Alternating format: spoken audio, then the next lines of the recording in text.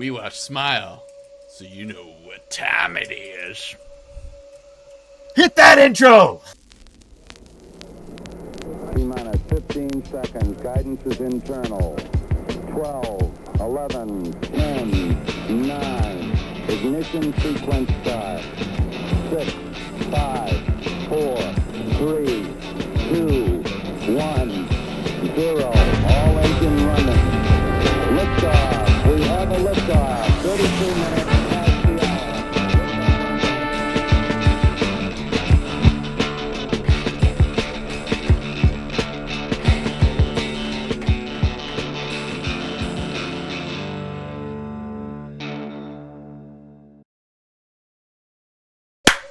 All right, everybody, if you...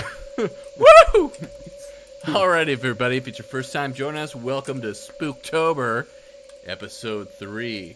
We're two dads who love all things fandom, from Star Wars to Star Trek, Marvel to DC, and Middle-earth on down to Westeros, as well as scary movies as well. We love it all, and we want to bring all of our insights and love of all things fandom to you, our viewers. So if that's your broken glass of white wine, then we're here for you, and you should definitely subscribe to our channel so you don't miss out on all our incredible material and our spooky stuff that we have here today on Fatherly Fandom. So thanks for joining.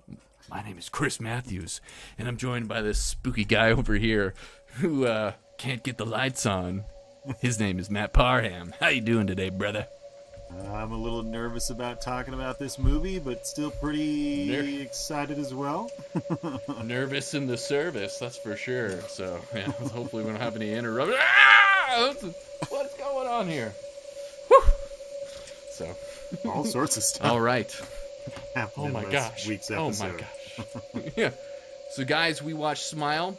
It was directed by Parker Finn and also written by Parker Finn. Just came out here in October. So as always, I like to dive into the Rotten Tomatoes score. So Rotten Tomatoes score that we got for this is 79% from the critics. Audience score is 78%. So one of those rare ones that actually has pretty similar scores from the audience and the critics as well. So let's dive into what these two dads thought of this spooky story. What'd you think, brother? Well, so whenever I went to see this movie, it was a pretty rare experience because there was nobody else in the theater. I had two other people way in the back. Yeah. Well, and I couldn't get anybody to go with me because my wife, my friends that I invited were actually too scared to go. So, you know, that's fine, whatever. I like these type of movies, and not everybody does. So it was a great experience in just sort of having the giant big screen, the giant big speakers to immerse me in the story. And I found it to be pretty effective. This was, for me, the type of horror movie that relies heavily on jump scares. And that is a movie that, or a type of horror movie that a lot of people like. You know, it wasn't a slow start. It doesn't really take its time to get into the jump scares and all that. Once they start happening, there is some lulls in there. And I'll get into that in a moment. But overall, it had me pretty freaked out, I would say. Tension held most of the movie. What about you, Chris? Yeah, same thing. And this movie actually got me with some of its jump scares. So that takes a lot. And some of the images too in the movie was insane. Have you heard all that? Yeah, right. That's going on. But Sosie Bacon, who played Dr. Rose Cotter. I honestly thought, okay, I'm glad you said Sosie. I thought it was Saucy Bacon, and I didn't want to go there. It was like, that could be correct too. What an amazing performance from her. You know, she was the psychiatrist there that was working for the hospital. And my God, I got to say, this public service announcement, don't work too hard. Don't put in those extra hours. Just do your day and go home. Let that call go to voicemail, right, Matt? You know, we don't have to kill ourselves at work, literally. That's the moral of this story right here. Right? So I guess, yeah. But yeah, I gotta say, she did a phenomenal job. Like, she was so calm and composed in the beginning, and so professional. And to see her character deteriorate throughout the piece, and see how the psychosis actually affected her throughout, was amazing. Absolutely an amazing performance by that actor. And just so you all know, it is safe to continue watching this if you have not seen Smile yet, because we won't get into where those jump scares are or what the ending of the movie is or any of the real, definitive plot details until the spoiler section of this review. But so we're just kind of talking about our impressions overall. And so never fear, guys. Whenever we're reviewing a movie here on Fatherly Fandom, we have this spoiler-free section, and then we'll go right into spoilers after that. Right. So do we want to, kind of give our thumbs up or thumbs down for this one? Yeah, I think it's probably a good time to do it because, like you said, the acting was very well done by Sosie there, and she held the piece together for sure.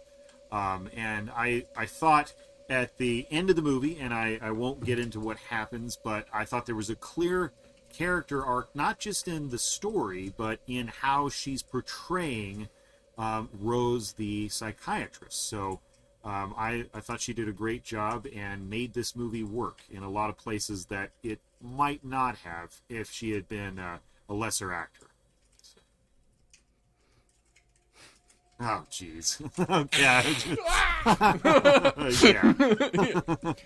Absolutely. So, the performances were great. Yeah. And, man, if you enjoy jump scares and scary movies, you're going to enjoy this one. I think you probably wouldn't enjoy this movie if you're going through a lot of trauma from your past and everything, and you have some issues that you're still working on. If you're going to a therapist or something like that, this probably isn't the movie for you. I would definitely avoid it for that. It might be a little too sensitive for you to watch. Well, and I'll say it isn't as heavy into the disturbing factor as Hereditary, which we reviewed a few weeks ago. True. So, I felt that a little bit refreshing. In that, this one didn't suck out my soul throughout the movie as Hereditary did. Whenever I got out of the theater, I was able to just kind of slow the heart rate down and get back to reality, which is kind of a nice feeling to have after a horror movie. But the ones that grip you like Hereditary, they just give you something to haunt you for a little while. And I didn't find that to necessarily be the case. So if you're the type of horror fan that likes the stuff that's just a little bit easier to handle, I would say this is the movie for you. I would agree with that. So what do you think of this one? You want to give us a thumbs up or a thumbs down? Up. Yeah, I'll give it a thumbs up. What about you? I'll give it a thumbs up as well. It wasn't the scariest movie out there for me as well. I think Hereditary definitely did give me a lot more of a fright feel and a disturbing feeling, like you were saying. So, and something else that should be mentioned in the spoiler-free section here is if you watch a lot of horror movies, I think that you'll see the formula to this one. There was some kind of regular horror movie tropes that were definitely in there. And you'll call some stuff. Yeah, you'll find maybe a little bit of it to be predictable. But I still think it'll get you in several of the jump scares. True. So I think we should just go on into the spoiler section if we can then. So sounds great. Catch you on the flip side. All right, guys, so let's go. So go ahead and pause this if you haven't seen the movie.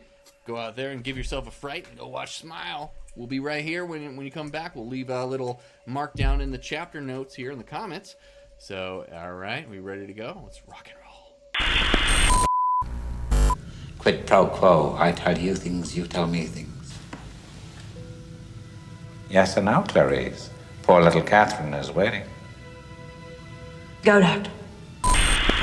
Perfect time for the AC to turn off for the heater. Yeah.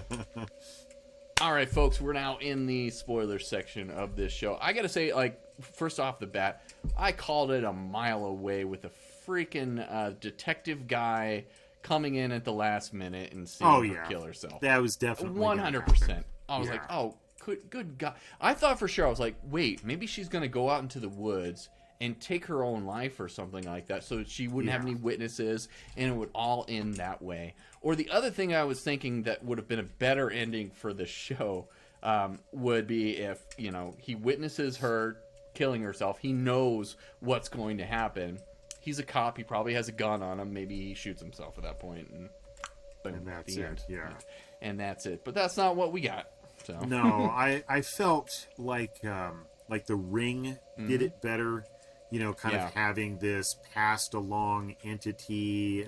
True. Yeah, that gives good a comparison. timeline. Yeah. So I immediately started thinking of The Ring once they started getting into some of that in the plot, and I thought, okay, Yeah, but that's true. it just, to me, The Ring was far scarier than this, and was a mind job more than this one was. Oh my God! Yeah, I remember you and I went to go see The Ring together in high school, and that, like, man, that messed me up. Oh, and when yeah. they showed the video at the end, I'm just like, Yeah. And that's one of the rare movies to have gotten me like that too. You know, I don't think I experienced another movie like that until The Conjuring came up. You know, so it was like, whew.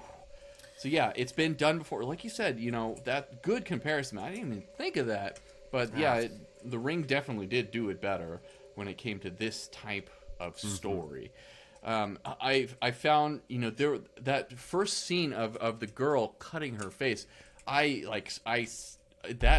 got me too. I just was like, it was hard to watch. It wasn't scary. It was just like, I was just, ooh. It was gut wrenching. Yes, the definition of gut wrenching. Yeah. Like it was very disturbing. And I thought they were going to go straight for the face though too, because they kind of went for more the neck. So that kind of it didn't go all the way with the gore as much as I thought it was going to go too. But yeah, that was intense. What I did think, and it's not the first horror movie to do this, but I did think a cool touch was having the sort of drone footage that was reversed. You know, so kind of everything giving the upside world down. an incorrect feeling. You know, you're just sort of off put by that. But they also had some great drone shots that just like went right into a window or right up to a car, and I thought that it conveyed the urgency of the situation every time they had one of those types of shots. So I thought cinematography wise, in a few sections, not overall, but in a few sections was pretty creative. Other sections just not so much. And I think the jump scares were inventive as well. Did you find them to not be predictable? Yeah, that first one, well, one of the first ones that they had when she was listening to the recording with the patient in the beginning, when she was listening into it, and then Rose! Right there, like, that got me good, yeah. So there was a lot of good jump scares when it came to that. Even with the alarm from the house, too, when that first went off. Oh, man. It wasn't much of a jump scare, but going to that little boy's birthday party and then... Oh, yeah, the with the cat. presence being the cat. I'm like, oh my God. And I thought there was a bit of a jump scare there when she looks across the party. Oh, and sees the girl. Yeah, sees the girl, and then all of a sudden she's right on top of her. Oh, yeah. And then for me, That's the true. one that is still lodged in my head is when her sister comes up. Just sort of that deliberate walk. I knew that something was going to happen. I didn't expect her head to like swing down, and it looked goofy, but at the same time it looked just weird and disturbing, and I don't know, it's kind of got me like, I'm a little bit disturbed by it now. So I know, just searing in your mind. In those cuts to, like, you know, the professor who banged his head in with a hammer, the pickaxe or whatever, and they show him with like his tongue hanging out. I was like, oh God, dude. And then, you know, the other scene where, like, she thinks she's going up and stabbing the patient, and, you know, what is it? Cal Penn is in this movie, and he tears his face off. I'm like, oh my God, it's Cal Penn. I haven't seen him in a long time. Yeah, since Harold and Kumar. He was on House as well, so I was like, oh, hey. Right, well, and then who else did we get? Oh, we got what was her name from Scrubs? I thought like, oh, this is a all '90s movie reunion, but oh man, I'm gonna have to. It's gonna bug me now. Like, oh, Kirk's girlfriend and eventual wife. What was her name? The nurse in that show, and I always loved it because I was like, oh, cool. She represents the nurses in this doctor's show. I'm gonna have to look that up now. Yeah. You know who I'm talking about? But she was the wife of the professor. Oh, And, yes. Yeah. Yeah. Gosh, what was her name? Judy Reyes was playing Victoria Munoz. Yes. So, yeah, but Judy who Reyes. did she play in I know. Yeah. Okay. in I know. Scrubs? Sorry, folks. We're gonna look it up here because this is just gonna bug the heck out of me if I is don't what Matt's figure gonna it do. out. Yeah. But But no, I thought everybody did a pretty good job. Carla, that's her name, Nurse Carla. Nurse Carla. Yeah, so everybody did a pretty good job. I just found the plot to be a little bit predictable, and that we kind of get this happening. You know, the person that sees things that nobody else can. There's always a research section that comes out where they inexplicably figure out there's a pattern to this, and there's on and on and on. And I thought that some of that worked, some of it didn't. You know, to me, we didn't get like a great after all the stuff that was dedicated to the research part of this movie. We really didn't get a good explanation as to what is actually going on. What this was. It's like, was this a demon or something? But yeah, we get a very surface level idea of what this is. It's like it's some entity that needs to work on your trauma, so it has to see you killing somebody in order to infect the other person. But why?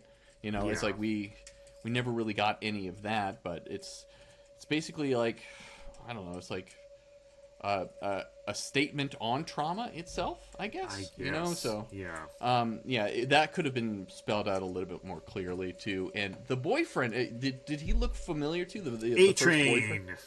A-Train, exactly. The guy from The Boys. Yeah. Jesse T. Usher played the boyfriend, and once again, like, I don't know. He always comes off as like a nice guy that's an asshole, you know. So, eventually, right. So he did that once again, and he does that nicely in The Boys as A-Train as well. So, but I thought, he's almost got just this air of entitlement about it. You know, kind of. Yeah. And he's like, of course I looked up your history. You know, like, and so he was basically the smartest character in this, so he got out of there right quick. And I'm like, everything good for you, buddy. that he says makes sense, and I was glad that they had him in the movie because me too. Yeah, in all of these paranormal type of horror movies, you have to have somebody that just is kind of like, no. I mean, because in real life, that's what the answer would be. If anybody came up and told you one of these stories, you're like, no, that doesn't make any sense. Yeah, that's crazy. Like, Ghost? We're talking about Ghost now? Yeah. She was like, I wasn't talking about Ghost. It's like, but man, so. Yeah. So it had some disturbing parts. It had some great jump scares. I don't know, Chris, what do you think? You move into the ratings section now? Let's go ahead and go into the rating section. So what did you rate? Yeah. Smile. So like I said, this was a bit formulaic, and that doesn't necessarily make it a bad thing. It just makes it something that I'm kind of aware of how it's going to go.